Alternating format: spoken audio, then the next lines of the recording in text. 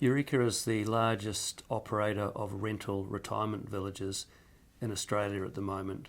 We have close to 2,000 residents who stay with us, and our shared value mission in life is to provide meaningful and respectful accommodation for the 25% of Australians who are less well off and either totally or primarily rely on the pension and rent assistance provided by the Australian government. Eureka's focus is to keep growing. Right now we have 4 ways to grow. We'll continue to acquire existing villages throughout regional Australia. We'll continue to infill or brownfield develop on existing land that we already own. We have the ability to increase rents and occupancy.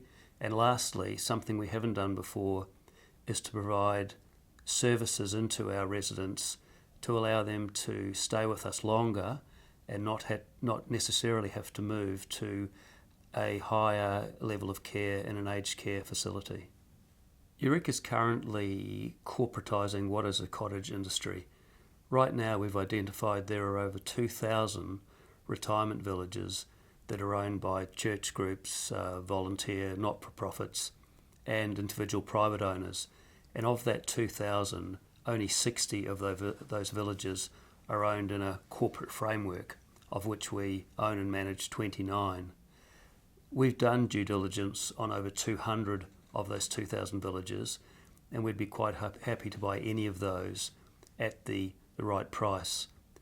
The market that we're active in, which is the less well-off Australian retiree, is unfortunately the fastest growing retiree market in Australia every year.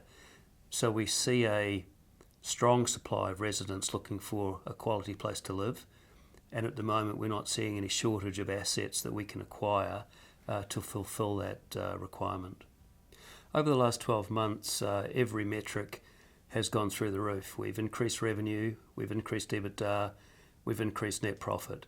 In fact, if you look back to January 2014 until now, the annualised EBITDA has grown from $1 million to $10.5 million. The other thing that Eureka is extremely good at is converting $1 of revenue to free cash flow, which we then reinvest back into buying existing assets.